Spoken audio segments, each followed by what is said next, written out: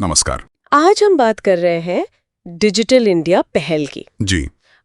इसके 10 साल पूरे होने पर मतलब 2015 से 2025 तक का जो सफर रहा है। 1 जुलाई 2015 को ये लॉन्च हुई थी, प्रधानमंत्री मोदी ने की थी और विजन था भारत को एक डिजिटल रूप से सशक्त समाज और ज्ञान अर्थव्यवस्था बनाना। बिल्कुल। तो देखते हैं इन 10 सालों में क्या मुख्य बातें सामने आती हैं हमारे स्रोतों से। हाँ, जरूर।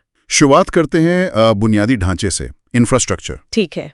इन दस्तावेजों में जिक्र है भारत नेट का।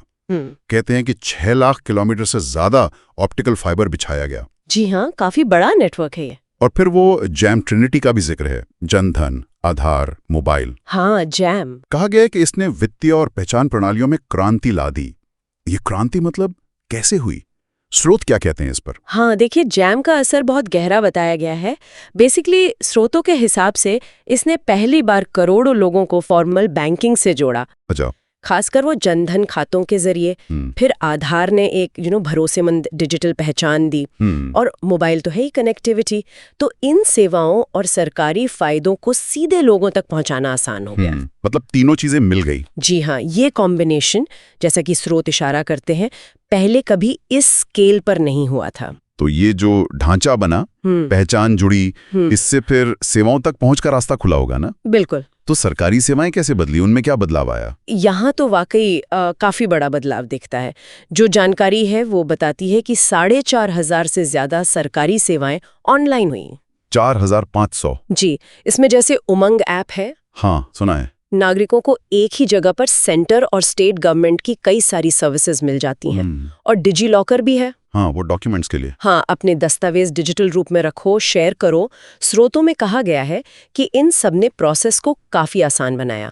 और हाँ, आधार बेस्ड डीबीटी मतलब डायरेक्ट बेनिफिट ट्रांसफर, इसका भी जिक्र है। सब्सिडी वाला मामला? हाँ, कि सब्सिडी सीधे लाभार्थी के खाते में गई, जिससे लीकेज कम करने में मदद मिली, ऐसा कहा गया है।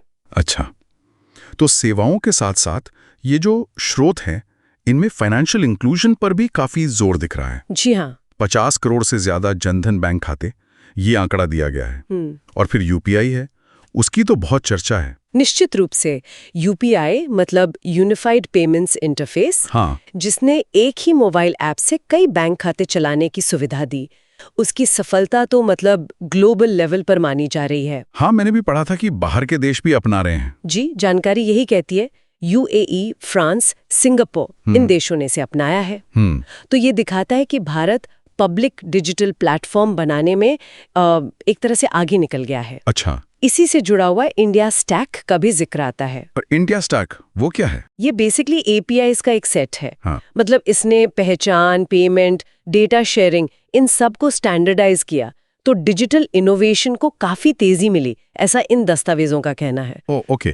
तो ये भुगतान और सेवाओं के अलावा क्या डिजिटल इंडिया के और भी पहलू हैं जिन पर स्रोत बात करते हैं, जैसे शिक्षा या स्वास्थ्य? हाँ, जिक्र तो है, हालांकि शायद उतना विस्तार में नहीं, बट डिजिटल शिक्षा में दीक्षा प्लेटफॉर्म का नाम है। दीक्षा? हाँ, स्कूल एजुकेशन के लिए ई कंटेंट देता है और स्वयं जो ऑनलाइन कोर्सेज मतलब मूक्स देता है। अच्छा, मूक्स वाला। जी। फिर स्टार्टअप इकोसिस्टम की भी बात है। यूनिकॉर्न्स? हाँ, 100 से ज्यादा यूनिकॉर्न बनने का जिक्र है, जिसे एक अच्छे माहौल का संकेत माना जा सकता है। और ऐसे ही डिजिटल हेल्थ में आयुष्मान भारत डिजिटल मिशन, जिसका लक्ष्य है एक इंटीग्रेटेड डिजिटल हेल्थ सिस्टम बनाना। और कोविन प्लेटफॉर्म का भी जिक्र है, महामारी के टाइम पर जो इस्तेमाल हुआ। सही।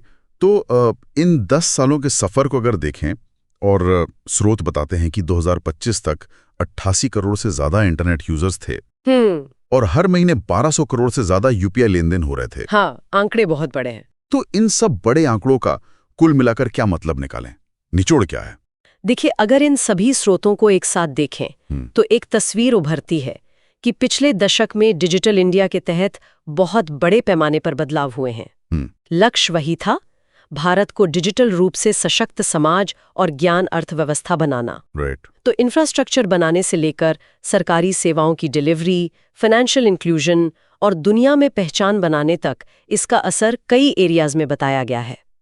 ये भारत के डिजिटल लैंडस्केप में एक फंडामेंटल चेंज दिखाता है। ये वाकई दिलचस्प है कि कैसे टेक्नोलॉजी ने इतने सारे क्षेत्रों पर असर डाला है। बिल्कुल, और ये हमें एक बहुत जरूरी सवाल पर भी सोचने को मजबूर करता है। किस तरह का सवाल? जिसका इशारा कुछ स्रोत करते भी हैं कि जैसे जैसे सेवाएं और पहचान ज्यादा डिजिटल होती जा रही हैं, है ना? हाँ। तो भविष्य में डेटा सुरक्षा और नागरिकों के प्राइवेसी, इनको सुनिश्चित करने के लिए क्या नए संतुलन बनाने होंगे?